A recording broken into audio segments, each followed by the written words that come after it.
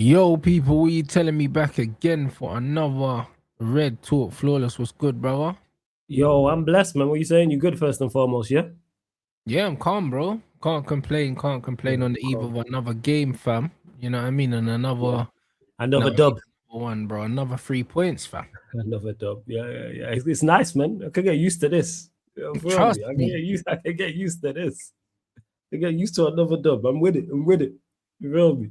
That's what it is right now, bro. It's just like just keep doing the business, bro. You know what I Yeah. mean? And it's a good situation to be in, bro. Especially with the lack of consistency from everyone else, blood. About time we added a bit of consistency, bro, because that's what's been missing for years. Absolutely. And not only consistency in terms of results, but also consistency in terms of performance. Because even the Mm. last three, I've said for the longest about giving the manager, giving our players the best possible platform to succeed. So even if they are off it, there is a Yeah. system, there's defensive structure, there's something to fall back on. We're not Hmm. solely relying on individual players. When United were winning games, it was solely on individual players playing well. When we were losing games, it was solely on them players playing poorly. Where, as we've seen in the last couple, even though our attack hasn't been at it because of the defensive shape and structure, we've just had moments. Whether it's Bruno, whether it's Sesko, whether it's Embremo, whether it's Konya, etc., etc. So yeah, man, it's great. This is all we've been asking for, and now you see where the team needs to be improved upon, which I think we all knew anyway. But now we're seeing it. We're watching a manager get the best out of what he has, and we can all pinpoint it and go, all right, these are areas in the summer we need to go and address. This is what we're missing, etc. But I'm loving what I'm seeing because we're just competing in games and winning Yep. matches. I have very little to complain about. Very little. This is all man's been asking for the longest. It's a start. That's where it is, and that's why we're seeing the consistency, and we'll finish top four, and then kick on from there. Hopefully in the summer. My bro, like the key word you used was competing. My thing was, Well, I kept saying, I just want my team to be able to compete. Every yeah, time we go out there, we well, should be competing, no matter who yes, we're playing against in the league, yeah, bro. Do you know what I mean? There's too many times where we were just getting rolled over. Do you agree. know what I'm saying? Not competing. And Well, it's like now, no matter who we play, home or away, we are competing, look bro. at my Do you know bro what I'm Sheik. saying? Yeah, And that's it's super important, bro. Like we're not a soft touch. Like nobody's like, bro, nobody is looking forward to playing against us at the moment, bro. no, because we're not. It's not an easy game because one, we now all of who would have thought that actual like defensive structure can come from a manager and coaches rather than just having world class defenders. Who would have thought? Like we haven't seen other teams with defenders not of our quality perform better defensively. So with that, we now have a platform, and with the attackers we have, who would have thought that getting in Bremo and Cunha, who got however many goals and assists between them last season, add Bruno into that, have the ball in the final third, can go and score goals. You would have thought that Cunha and Bruno and Embremo, now you're seeing Sesko do it as well, add goals to their game. And that's where I'm at with it. Competing, I was fuming about that. That's why in certain games, even when we was winning, I'm like, we shouldn't be getting rolled over by anybody. I'll accept getting beat by a better team, or even if we have an off day and the team has an on day, occasionally. Like I'll be like, all right, you know what? We had an off day, they was on it, but it was week after week. It was every single match day where we're just getting rolled. Teams not even at their best. Because that Palace game was a prime. That was a tough game. And Palace scored Yeah. early. And then not really much else happened. But what I like what we're doing in these games is showing resilience. Even when the momentum's with the other team and we're not playing well, stay in the game. Like boxing, stay in the fight. If you get knocked down, don't go out there and get knocked down again and get knocked out. Yeah, stay The in the fight. rounds, that's it. Because we have X factor in the final third. Our attackers are showing it. Sesko's form's been incredible, and we already knew about Cunha and Bremo and Bruno. We know those three can get GNA, shown it, and now you're seeing that from Sesko. You're seeing Ahmad add to that. You're seeing Xerxes have bright cameos and confidence. You can tell the team confidence is through the roof with every individual player, and that's again props to Carrick, and that's also props to the coaching staff and props to the players because they've responded and stood up as well in tough moments. And they've produced. I've been saying this the past 3 games. I was talking about our attackers and I was saying, hey, front four. So whether it was Sesko, Bruno, Cunha, and Bremo, etc., whoever the four was, produce something because we're not playing well. And they did that. They did it in the game against Palace. They did that against Everton. Sesko saved us against West Ham. and this is what it should be. Like 100%. Like, of course, there's levels to improve, but we all know Manchester United are not. This ain't a title winning side. This is not a Champions League winning side yet. But I like what I'm seeing. Again, it's progress.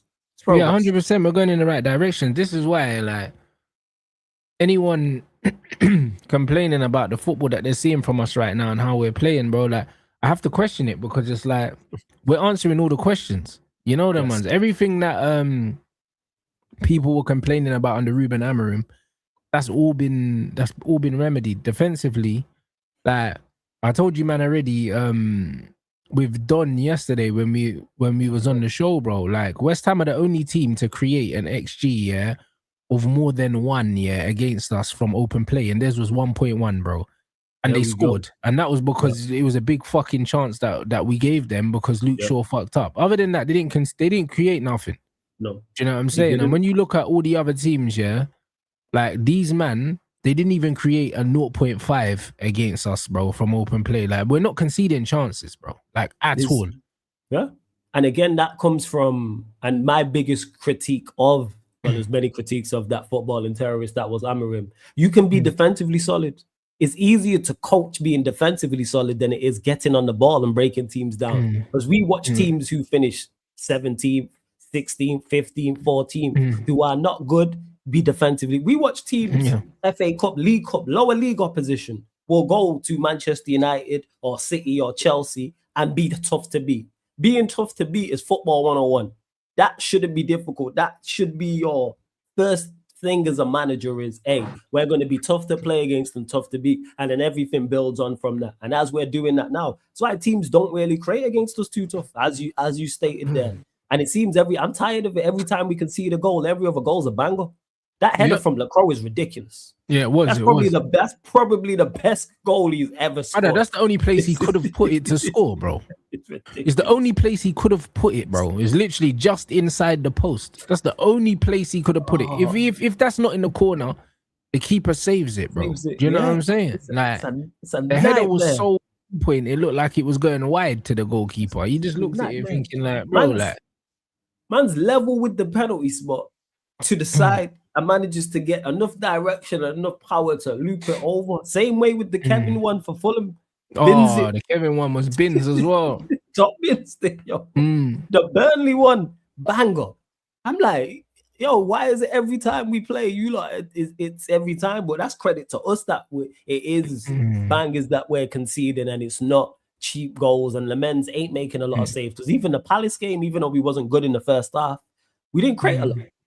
You know what I'm saying? We did. I mean, sorry, they didn't create a lot. My bad. We didn't in the first half, but they didn't create a lot, and that's resilient. We're not conceding and then conceding again, because that was something under Amorim that was criminal. We'd concede 2 goals in 5 minutes, 2 goals in 10 minutes, 2 goals in 20 minutes. I remember the Brighton game, the Bournemouth game, the Nottingham Forest game, the Tottenham Hotspur game. That's 4 games off the top of my head, people. And I'm sure there's more where you look at it and you go, we've conceded, and then 10 minutes later we concede again. Like, there's some resilience that, all right, we don't concede again. And that's where we're at with it. And again, that's credit. And also, not only are we not conceding again, but conceding a goal is not, the heads are not dropping. You know what I mean? Like, even the Arsenal game, we went 1-0 down against the run of play, and we just kept playing and just scored straight back, bro. Like, we've got this thing where we're scoring within 10 minutes of conceding most of the time now as well. Yeah, absolutely. And that's, again, the players are confident. That's a confident thing. Because if you're going to go down and won, the next game you're going to go out. If we go a goal down, we're going to do that again. And we've seen that with the Arsenal game. That was bam. Because I think they scored the equalizer, the second goal. And then Cunha, we pretty much went down the other end and scored straight away. Like, that's a confidence thing right there. Resilience again, like, and then even when we get in front, I don't think we're going to lose. When we start conceding, or when we go in front, I don't think we're going to lose. Even at halftime against Palace, I was like, yeah, we turn this around.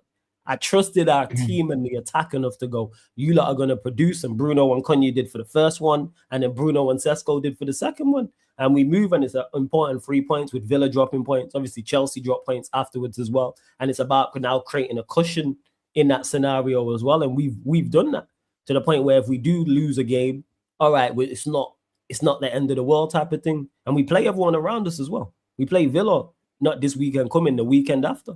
We play Liverpool. It's a great situation. It's a great we played situation Chelsea. to be in, having to play Villa, Chelsea, and Liverpool, and 2 of them are at home as well. And they all Which play is each other great. as well. Yeah, So so everyone we're dropping in a points. strong position. Like it's fully in our hands.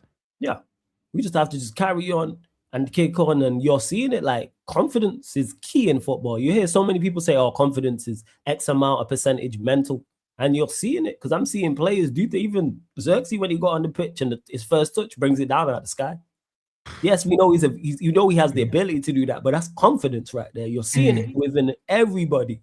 There's no panic setting in, and I can only wax lyrical about the players, even the players I don't rate. So yeah, like I'm loving what I'm seeing right now. I really am.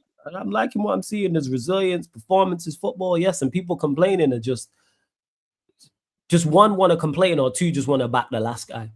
That's what it is. They want to be right because they'll tell you, "Oh, he set the foundation."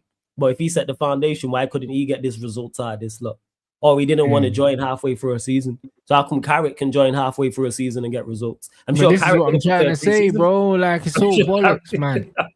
You know what I mean? Like look when Carrick's come in the middle of the season, didn't get no players. No players. You know what I'm saying? And look what he's doing, bro. Like that's why I'm just not even trying to hear all that. No. I would just continue to play it out because they'll continue to die on that hill. So I'm going to continue forever and ever for that because I'm sure Carrick, if you asked him, he would have preferred a preseason. I'm sure all managers would and be able to bring in their players. But you work with what you have. And this is someone in Carrick. It's not super experienced. He's not 10, 15, 20 years in the game. And he's literally stripped it back to basics. Literally, it'd be tough to beat. You know what? Get the ball into the final third and get our better players on the ball, and we're going to win. Obviously, it's not. That's me even simplifying it further, but that's the base of it.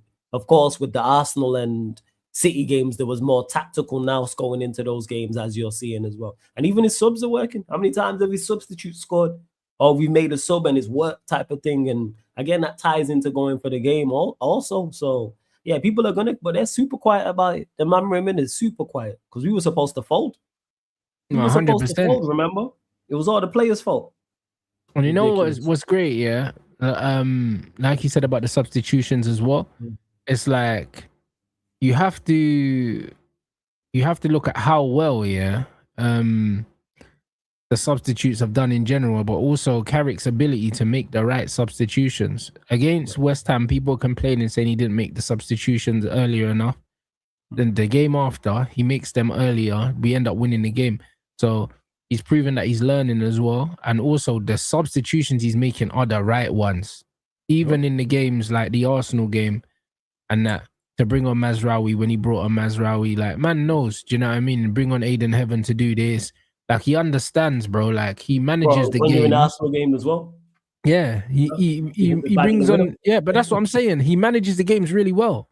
Do you know what I'm saying? Like when you actually look, you can see that he's on the side thinking. He's just not on the side, just making stupid hand gestures for the sake of it. Like a lot of managers, like he's not one of them guys, bro. Like he's actually thinking his way through the game, and he always looks super calm. And more often than not, he's made the right decision. Do you know what I mean? So I can't lie. I think he's done an incredible job, man. And I think that a lot of the players, they'll enjoy playing for Michael Carrick, bro. Like there's been nothing but good things said about him, yeah. I believe we do get top 4.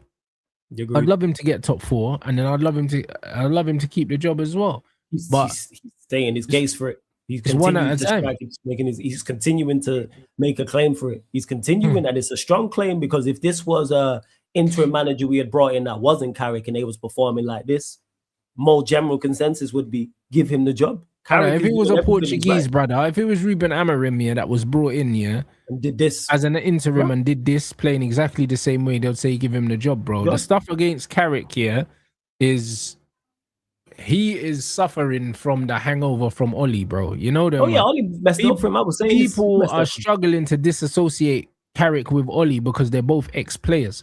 You know them ones, even though their CVs look completely different, even though they're completely different personalities, even though they're completely different from a coaching tactical point of view, they're completely different. And also, people are not taking into account the backroom stuff that Michael Carrick brought in. Do you know what I'm saying? Like, Ole Gunnar Solskjaer had fucking Mick Phelan, bro. Do you know what I'm saying? Like, so, you see what I'm saying? So it was completely different. Joke thing. So Oli never even had the supporting cast to help him as well. So And even towards the end of Ollie's tenure, people were saying, "Oh, Ollie should go and get like a better number 2 and stay I because do remember that. actually his man management is not the worst. It's just that he's tactically out of his depth, and that's why they promoted McKenna and Carrick. Yeah, Carrick, who just finished his badges, he might still have been doing his badges at the time. Maybe he didn't even have them all the way. Do you know what I mean? And McKenna was the under-21s coach at the time, or under-18. So, like, they brought in McKenna and Carrick to support Ollie because he was struggling. Do you see what I'm saying? Whereas my man's gone and got Steve Holland, bro. So we're in a completely different situation. Because you got someone who is supremely experienced and been at the highest level and also succeeded at the highest level in that role as well. And he is strengthening his case. He is, and Ollie messed it up for everyone. I've been saying this. Ollie's, it's like you work at a job and you recommend your brethren for said job and he does terrible. They ain't taking no more of your recommendations. That's what Ollie's done.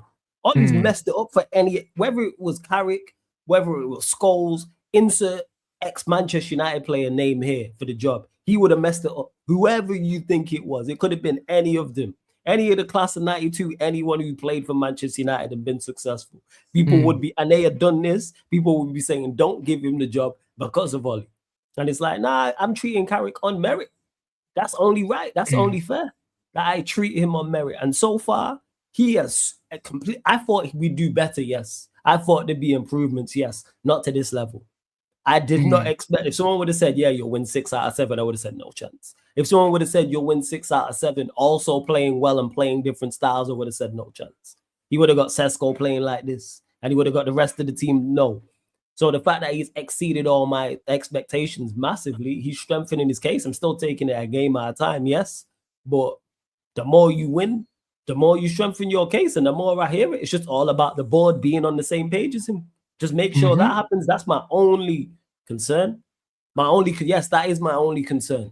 Make sure if it's Carrick, hey, you're on the same page as him in regards to going forward and players to buy and who needs to be sold, etc. We don't need any miscommunication. Get that patent to a T. So he's on board with you in regards to what we're trying to do in terms of, like I said, incomings and outgoings to the side. Make sure, because everyone knows we're going to get midfielders and we've been linked with so many. I've seen Bruno G, I've seen Tonali, I've seen Anderson, I've seen Balibo, I've seen Stiller, I've seen Wharton. Make sure he's on the same page as you in regards to just that alone. Never mind the rest. But we'll see. I like it. I hear it. And this comment saying it's still too early. Let's see more games. Bro, the truth is, yeah, there's nothing that you're going to see that you haven't seen already. Do you know what I'm saying? Like, I don't like this argument. This is dumb. Like, I don't need to see a player for 8 games in a row for me to know if they can play football or not. I need 8 minutes. And I don't even need 8 minutes. You are like that. You got the eye for that. I need longer than 8 minutes to see a baller, but it don't take me 8 games. I don't even need 8 minutes. Do you know what I'm saying? I need close to 8 seconds. You know that, man. And that's the reality. See him walk in.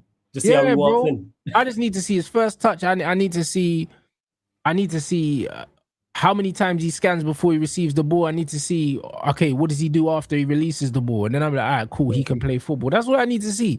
All this other shit, we need to see more from Carrick. The brother's got 19 points out of 21, bro. Man, I got 6 wins and a draw, blood. And we've played against the 2 best teams in this country, and beat them comfortably.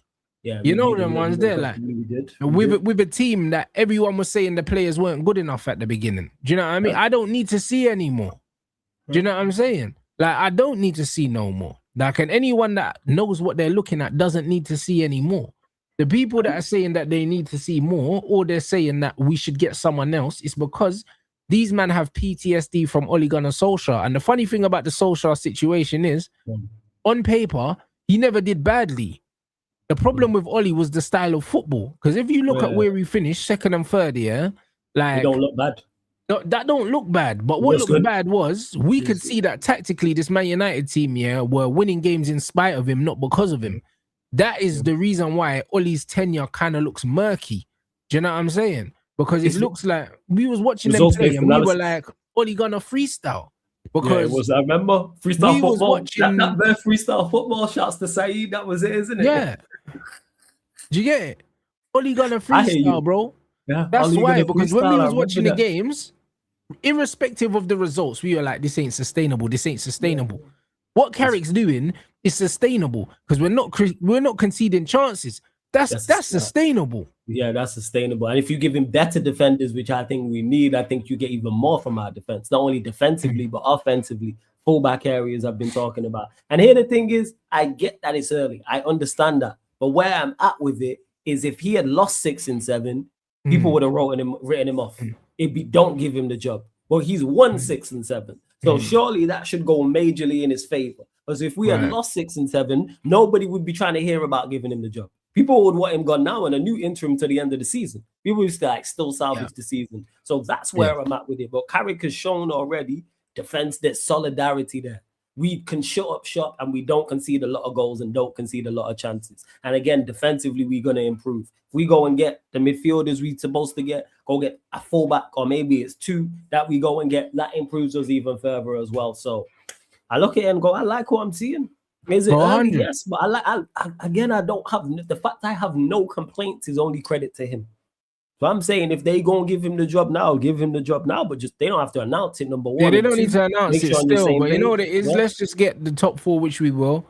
Do you know what I'm saying? And then you can announce it at the end, the last game of the season when it's secured, so we can go into the summer and we know what we're doing and there's no bullshit speculation and we can go and recruit and strengthen for the Champions League, bro.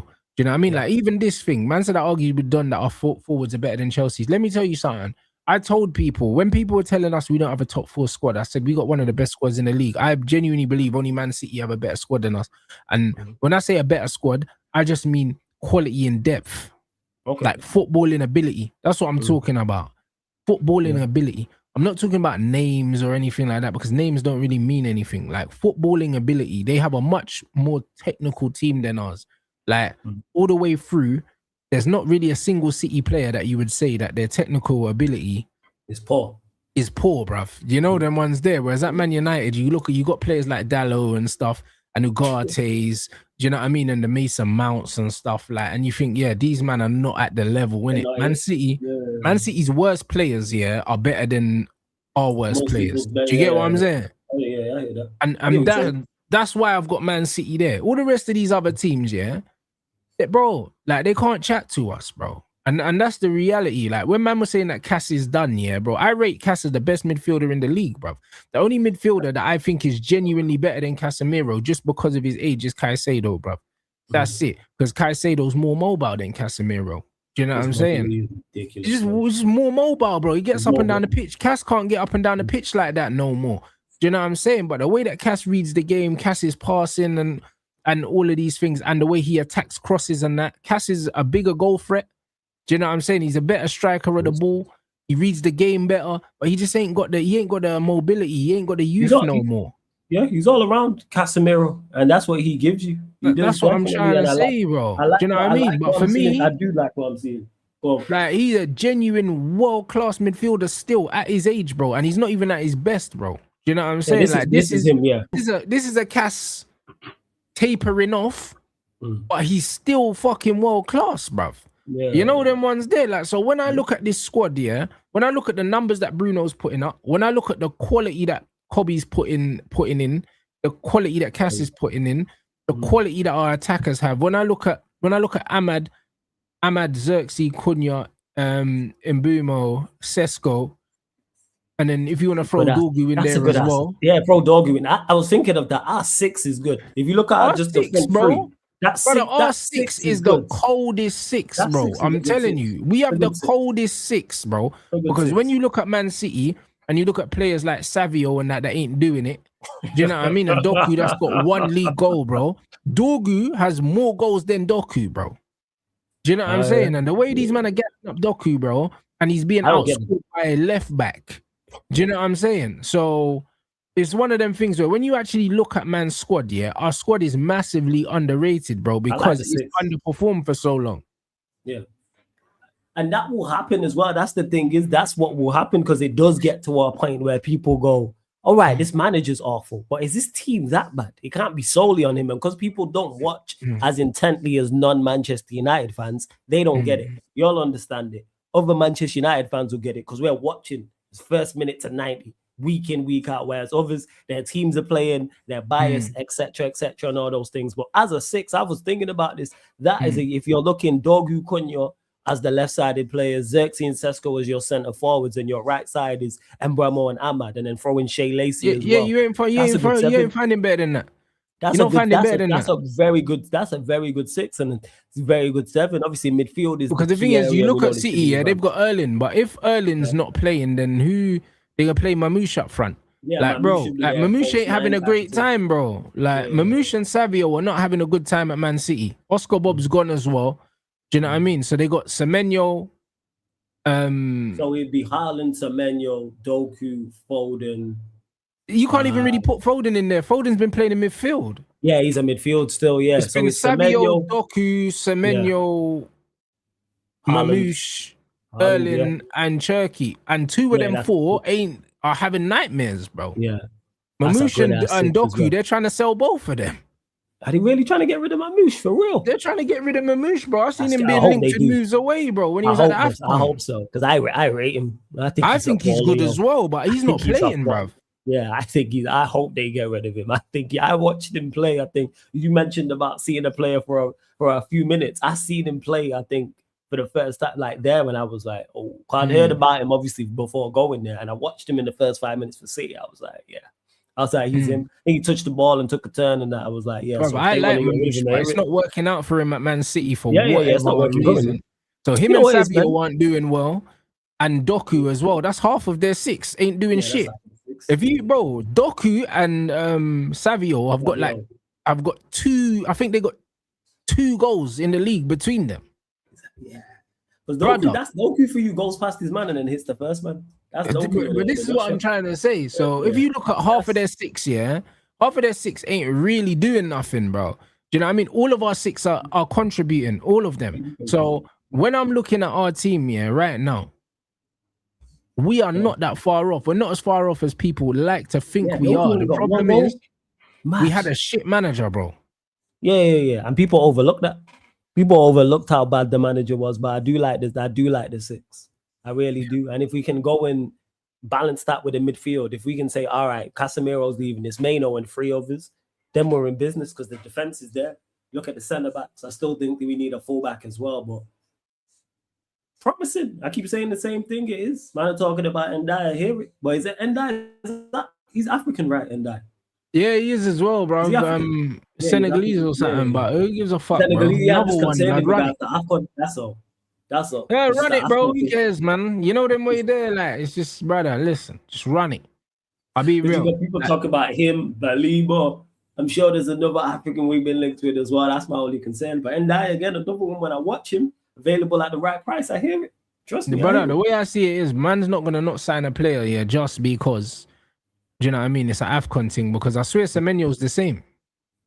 Yeah, Semenyo does play. Yeah. Semenyo. No, it's not because it's just because of that. It's because of the amount, that's all. Yeah, no, we got loads, but do you know what I'm saying? With Semenyo, it was the same. We got linked with Semenyo, and he would have ended up going AFCON anyway. So the way I see it is, bro, Iliman Ndiaye is better. Do you know what I mean? Go get me Iliman Ndiaye. Go get me Belaber and Wharton or Belaber and Anderson, yeah. And then go get me a left back, bro. And then we just go and assault this fucking league, bro. Yeah. I hear it. We need a fullback, yeah. I've been saying this. We definitely need a left back. Obviously, we got linked to Balde as well. And in the midfield, I go get 3. If Casemiro's leaving, we're in 4 competitions. You're going to need Maino and 3 others, because you're going to need 2 and then 2. Not necessarily starters, but you're going to need quality. Obviously, a quality. Definitely 2 of them of a certain starting quality to compete with Maino or the 3, and then you get 1 to back that up with. And if you got a youngster, you're good. Keep hearing about Diamande, but I've not watched him like that. But now listen, there's nothing to watch, my G. I'll be honest. Like don't waste your time, innit?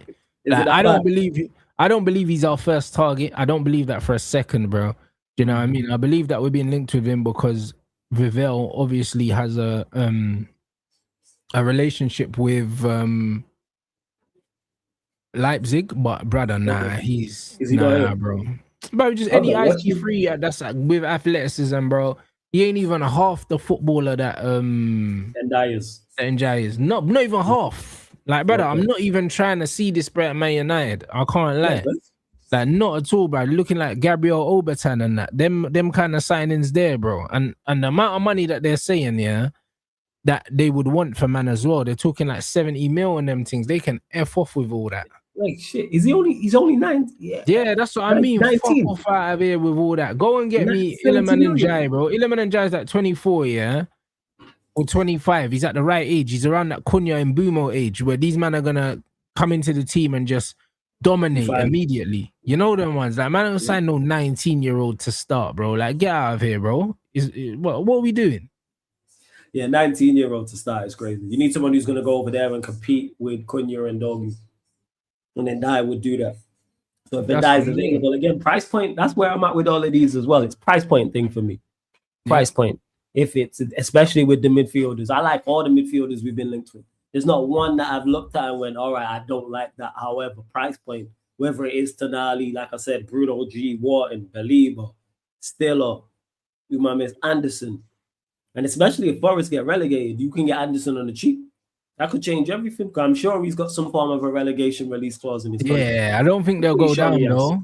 It would be calmer if their man went down though. But you know what? You know what? You see that? I know as bad as Spurs are playing, and Spurs don't look like picking up points. Forest's fixtures ain't kind either. The one thing I'd say though, their owner, just because they get relegated, it don't mean you can hold a gun to his head because he ain't got legit money. He don't have to sell man for cheap blood because he's got bread. Like, you know them ones. Like, he don't care. He's got mafia money. So we can't bump them just because they go down because they don't operate on normal rules. You know them ones. Yeah. I'm just hoping there is some form of release clause in there. That's what I'm hoping. That's not come to light. I'm hoping is there. Like, it's like, all right, he's gone for there's X amount. If we get relegated, he's gone for 50 M's or he's gone for 40 M's.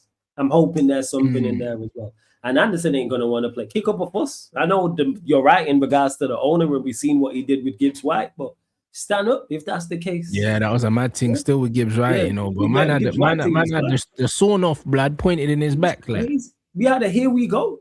Legit. We had a here we go. He's gone, and then next thing he's still. And then, brother, man was in the interview, you know, like, brother. Man was in the interview with man. It's crazy. You know the way there, like he said, "Yeah, but I'm gonna stand here to make sure you don't forget what time it is." You know, like that. It's crazy. That looked like a hostage video. Yeah, it did look like it did. It really, really did. You know what I'm saying? That was crazy, bro. So yeah, I mean, it'll be interesting, bro. And yeah, this is a good point. Man said United are doing Premier League proven first. Sesko even has had time to adapt. Yeah, I agree. It is Premier League proven first. This is why I don't believe for a second that Diamande is first choice.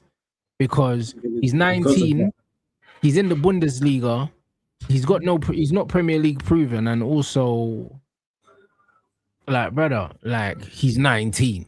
So there's no way. And he's not 19-year-old worldy. This is not Lamine Yamal. Yeah, it's not Yamal. If it was Yamal, it's a whole different conversation if it's Lamine Yamal. I hear it. That's it. In regards to it, because I've mentioned this and we spoke on this all summer long in particular about Prem proven, and I'm always going to go with that because one, I think it is the safest bet, and number two is what I watch. Unless it's a well-known player outside of the Premier League, I can't tell you about Yan Demande. I can't tell you about Stiller. All I can say is every time I mention Stiller, people wax lyrical about him. So I'm like, all right, I'm going to go off what other people are saying, but I don't sit down and watch Stuttgart week in, week out. But people who do watch the Bundesliga tell me he's a good player. For me, again, it's a mix and blend because we've seen it with Lamens. If you're going to go outside of the Premier League, it can be done. People act like it can't be done. It can be. But again, he's a goalkeeper and he's a specialist, so it's a bit easier to isolate goalkeepers because goalkeepers are in a goal blood. Do you know what I mean? Right. But we've seen how they've got this wrong. Look at the two they got in front of we them. Have. These man signed Onana and buying bad keepers, fundamentally bad keepers though. When you look at Onana, he's fundamentally poor blood. Like, do you know what I mean? And anyone that understands goalkeeping, yeah, you can look at Onana and fundamentally see that he's bad. Like, do you know what I mean? I wouldn't even need stats to tell you that Onana's a terrible goalkeeper. He doesn't even dive right. Just watch. Do you know what I'm saying? He's got to watch him. Brother, anyone that understands goalkeeping, yeah, does not sign Onana because he fundamentally does everything wrong. So whoever was responsible for signing that off is a fucking terrorist. And we know that it was a Ten Hag situation. So because of that, we can't really hold we can't really hold the club responsible for that. They got the manager what he wanted. In hindsight, they should have did what we're doing now and recruited for the club instead of recruiting for the manager. And this is why, another reason why I think Carrick is the perfect candidate is because we're recruiting for the club and not the manager, and he'll have to adapt to what he's given. He's not gonna say, Carrick's not the kind of coach that's gonna say, yeah, I want this player. Do you know what I mean? Because he won't have that authority. Do you know what I mean? Which is perfect. He won't have that authority. Big up the chat. Let's get these lights up as well, guys. 500 lights target. Well, yeah, in regards to that, you mentioned it about the manager being on board with the club not signing for the manager and signing for the club, and they should be one. Right.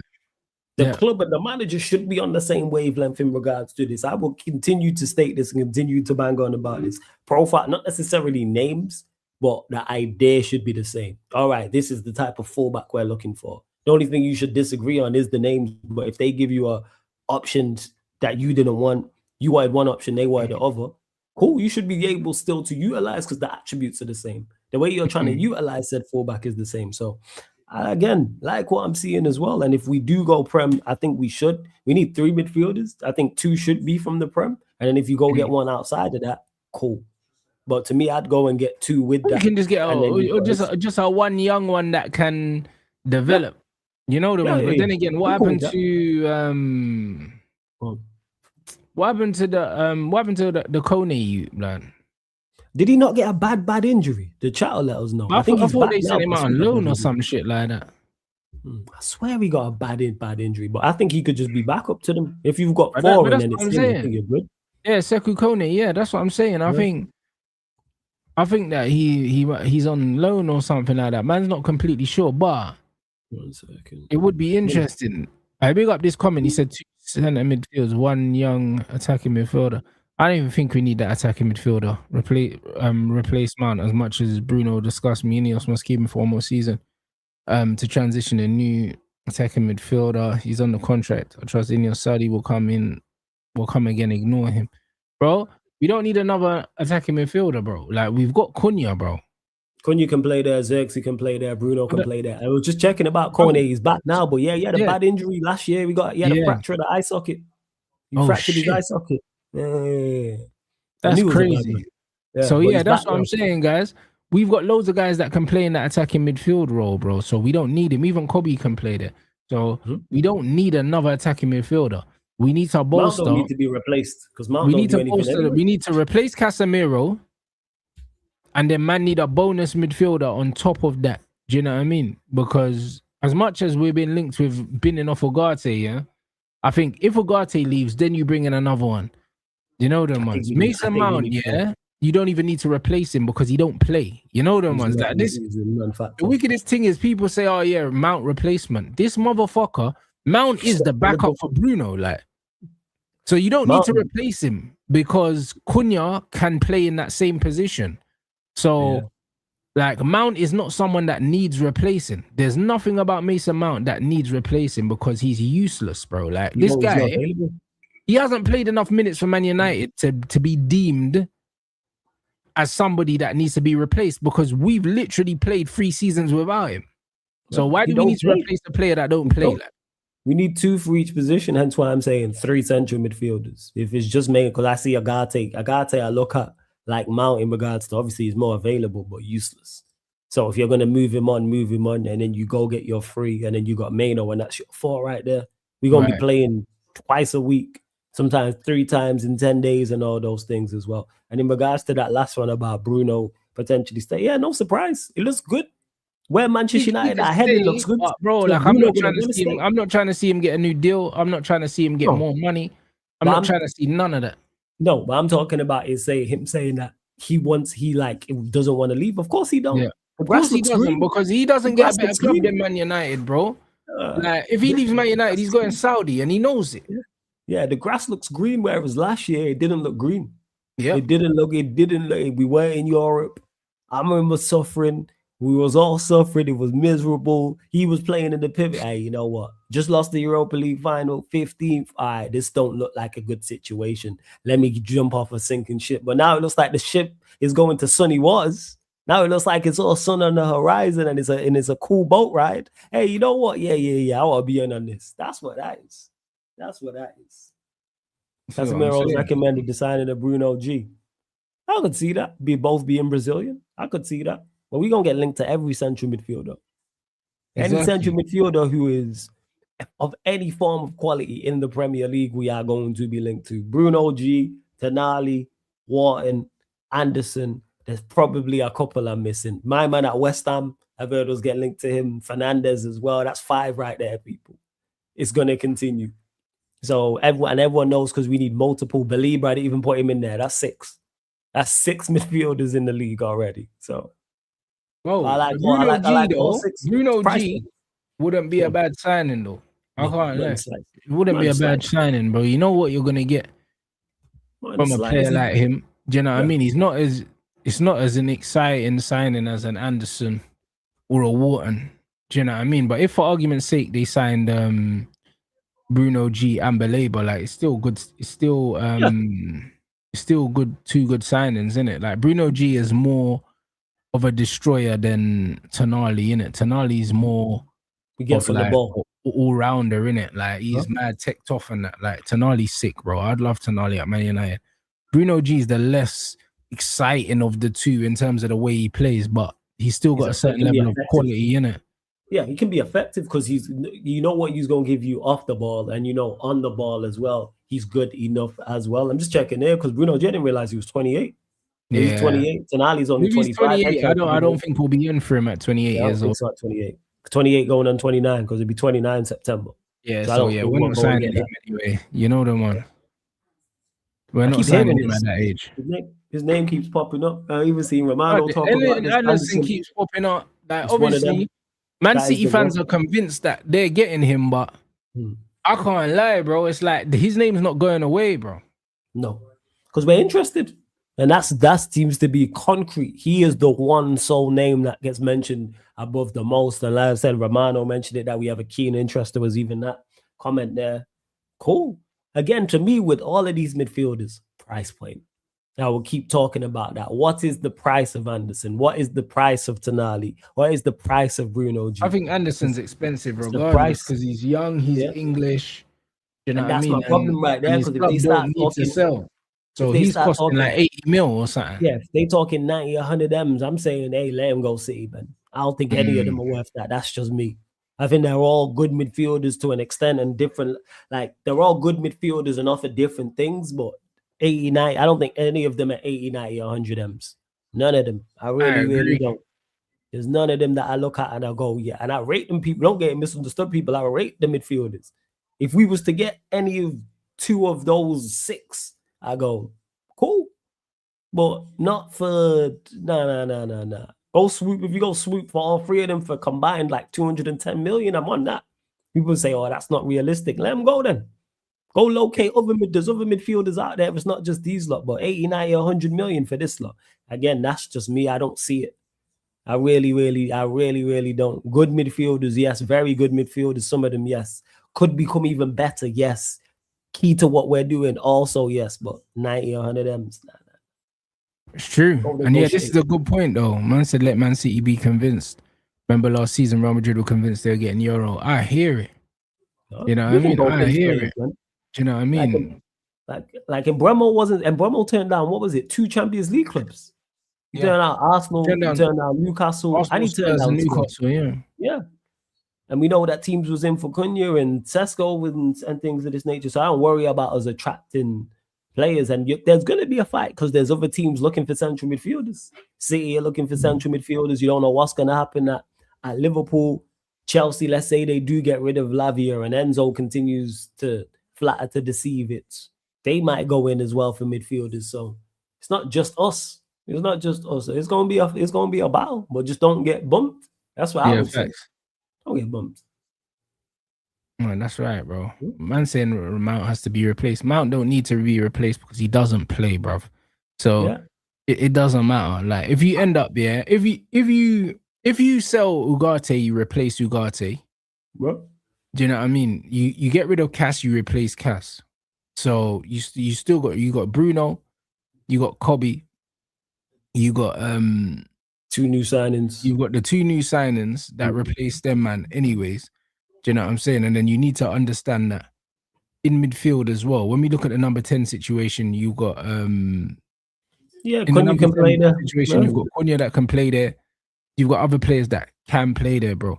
It's not about just having bodies for the sake of having bodies. Do you know what I mean? Match. Like, it's For not me, about that.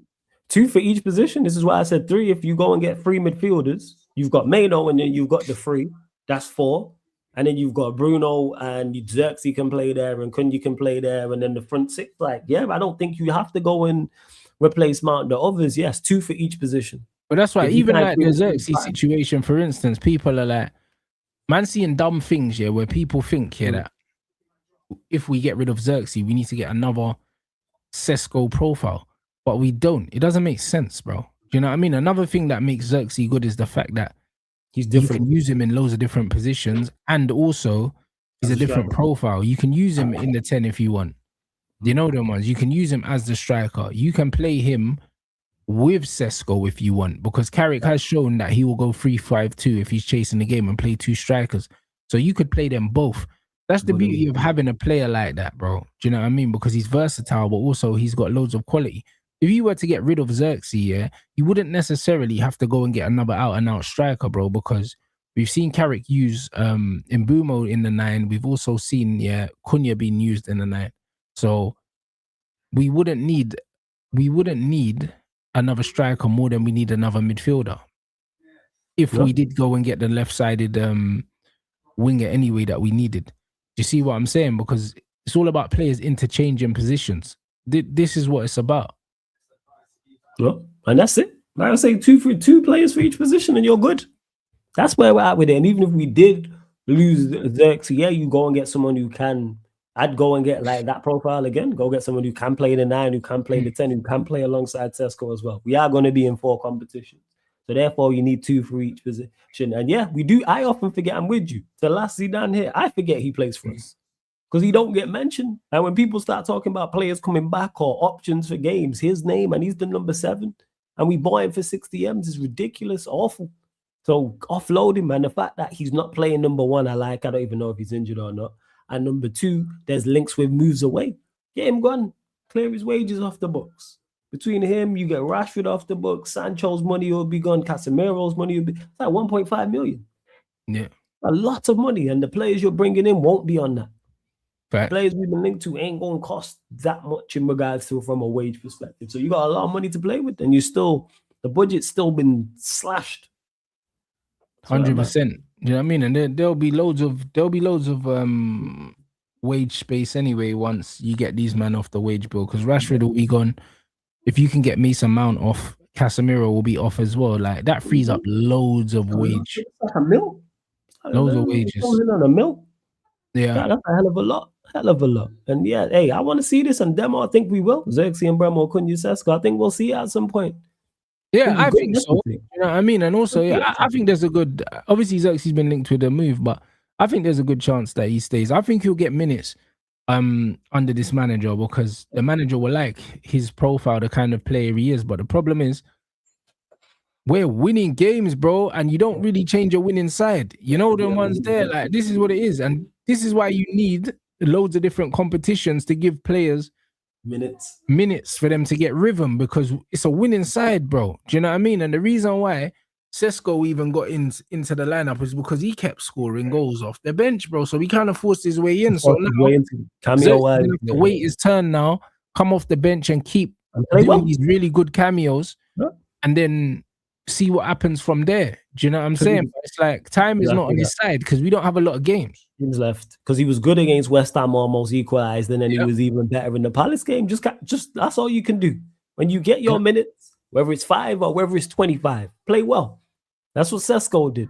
It's competition for places, and we winning, and the attackers are scoring goals and getting assists. So it's just unfortunate for him we don't play Saturday, Wednesday, to the point he can play in a Wednesday game or something like that. But this is what we want.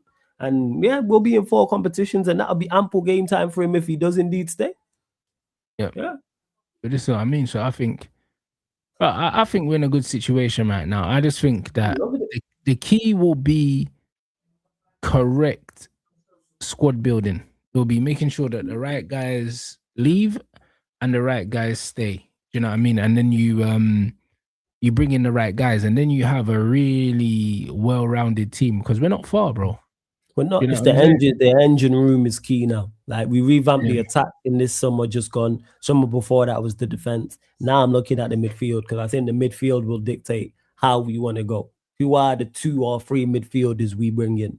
I think that will let us know. Also, again, left back because our fullback. I think I said this last week on the show, and I continues don't offer enough going forward, and we need that. So even if it's Maz for a right back for a season, because I'm cool with that, go and get a left back that offers something going forward because we're going to need that. We're going to need that from a creative spark as well.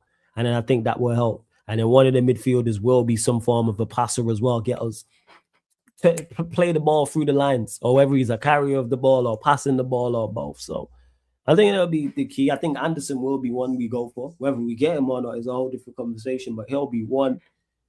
Who is the other one or who is the other 2? But yeah, we'll see. But yeah, I think Xerxes will stay because I think Xerxes will look at it and go, similar to what I spoke about Bruno. Things are looking on the up. Things are looking promising. Why would you want to leave somewhere that's looking good, especially if we continue and have a strong end to the season? The trajectory is upwards, bro. Do you know what I mean? And there'll be plenty of games for everyone to play next season. Do you know what I mean? And you want to be a part of something. Part of the draw of getting players in the first place was, do you want to be a part of the resurrection of the football club? You know what I mean? So leaving now when we're actually on an upward trajectory it wouldn't be smart. Like, do you know what I mean? You'd give it one more season anyway.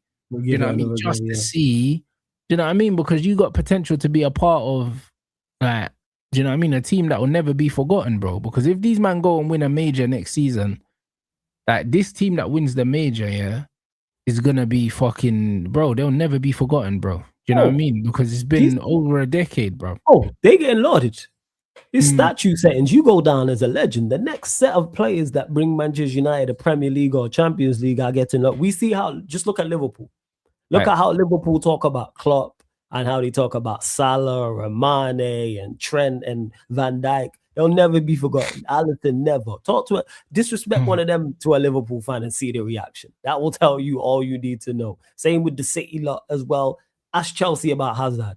That's the Chelsea fan about Hazard and Diego. They ain't trying to hear that. So that would be the same with us, whoever it is. So yeah, I big up to everyone purchasing the merch as well, man. I see you lot. Big up. Yeah, big up, man, for the super chat. Big up everyone grabbing the merch. Obviously, the store's attached underneath the stream. The shop will be open till the weekend, and then it'll be closed, man. But big up everyone supporting the thing for sure, man. I appreciate all of you, bro. And man said any chance you could rate all the Ineos signings out of 10? Intrigued in your opinion?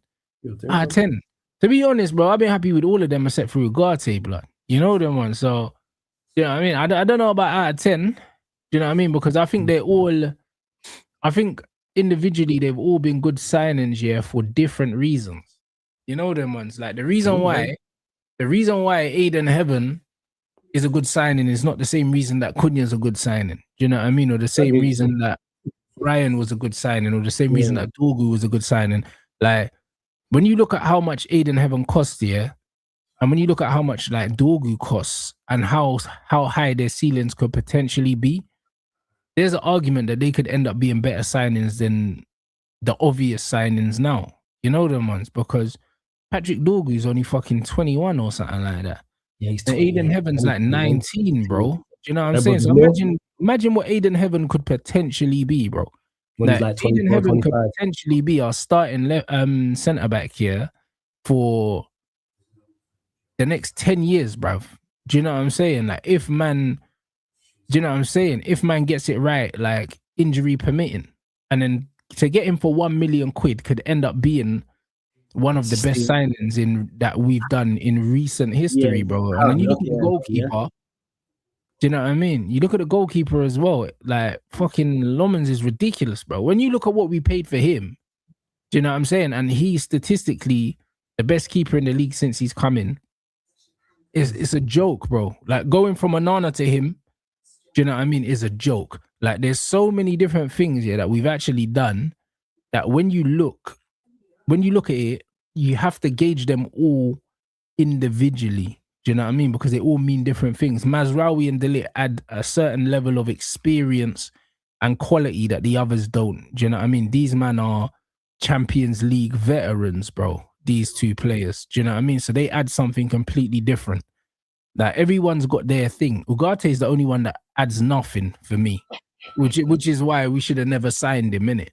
But when we look at everyone else, they all add something unique to the team in it, and I think they're all worth something in their own way. That's where I'm at with it. It's a value for money thing. Do I think you are worth what you've been brought in for? So I look at Dorgu, for example, and go, are you 25 million pounds worth or more of player? Yeah. All right then. Because if he was 125 million, everybody would be judging him at saying, well, look, he's 125 million, and all this. People always love to do it for the upper end and not the lower end. So when a player is expensive and doesn't perform well, people will consistently mention his price, especially Manchester United player. Look at what you bought him for. But when a player is bought for lower, so it's 60, 50, 20, 17, and overperforms, you hear nothing. No, judge him like you would judge him if he was, Lamens was 17 million.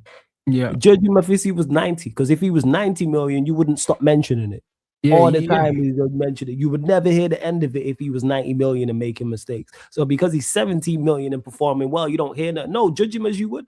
That's where I'm at with it. Do you know what I'm saying? Because people should be saying, yo, like, oh, I can't believe he's a 17 million goalkeeper. Look at the way he's playing. Because if he cost 90 million and he was playing like that, people would still say it's money well spent. So praise him like he's a 90 million goalkeeper, because he is. Do you know what I mean? We just didn't pay that. Yeah, we just didn't pay him. Yeah, we just didn't pay that, because if he was 60, we would just be like, yeah, they bought very, very well. He's 17 million, man. So I ain't hearing it. 17 million pound goalkeeper. Is he performing as such? No, facts. And this Harry Maguire thing, Carrick said that him and Luke Shaw were ill. That's why they went off. Like, Luke Shaw wasn't injured, bro. He was ill before the game. And yeah, he just couldn't hack it, so he went off. Yeah, and Harry Maguire. And then he went off. But I thought Maguire would play them. And Harry Maguire was ill as well, so they're not injured. Neither of them are injured, bro. He probably had like a bug or something like that. And he said that they should both be in contention for the Newcastle game. So, yeah, we don't. Maguire will play. I don't know about Shaw. I think Maguire will play, bro. Like, he's tough, man. I think Shaw will play as well, bro. I think it'll be the same. I think it'll be the same team pretty much. Shout out to Mazraoui though, because his cameo was not even. It's longer than a cameo, but his performance. Oh, bro, listen, I need Maz to start at left back instead of Luke Shaw. I'll be honest, because when Maz came on, he changed the game, bro. Yo, Maz is just. We talk about value for money. He's another one. 12 million. Joke, innit? For the experience and the quality that you get for 12 million is incredible. 12 million that man was, and he's just consistently 7 out of 10, week in, week out. Right back, left back, centre back, wing back, no matter what it is, no matter who we're playing against, no matter how badly or how well the team is performing, you can rely on him. I see him go on the pitch, I was like, yeah, it's calm. And he even the left back people, he's a right back. He's not a left, but he's just comfortable over that side. So if you go and get an actual quality left back in the summer, like we said, and play Maz at right back, I'm with it. Because Dalot in that first half, oh Lord, man, giving the ball away so much was ridiculous. It was outrageous.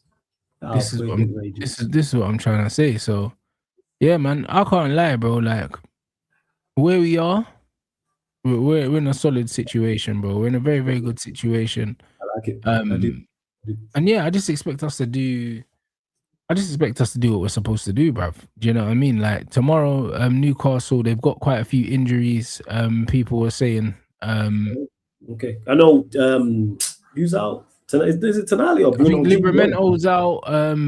Bruno G's out. Yeah, a few people are out, bro. And I honestly expect another 3 points, blood. Like, this is what I expect, bro. Like, this is where we are now. It's going to be a tough game. It is. I think so, because I think the way they play, it will be tough in regards to us going like forward. So the way they play will suit us in regards to us going forward, and I think we'll get more space. I think they'll also put more pressure on us under the lights. I think they'll be up for it. I actually think we'll draw the game. I hope I'm wrong. I think it will be a draw. Yeah, I think it'll be a single goal, but I think we'll get the win, bro. I just think that we can stop them. I think we can just win 1-0. I think we can stop them from scoring. And I think we can nick one. You know, Nick one I on think they're the going to be break. stubborn in it. Like if we don't score in the first half an hour, it's gonna be one of them 1-0s in it. Like that's what I feel like in it. Unless we score early. If we don't I get score what you're early, saying. I think it's gonna be one of them horrible games where Yeah, it's because like, it's gonna be rocking them under the yeah, light. Yeah, midweek. I agree. That place gonna be absolutely jumping. They already don't like us. We don't like them. Granted, they're not in the best form. They just lost to Everton there, but Yeah. I'm expecting some form of a response from them just in terms of the energy and the tempo they play at, which helps them going forward. But I think it helps us going forward. Because if they're on the ball on that big pitch, we know what we're like on the break. That's us our best.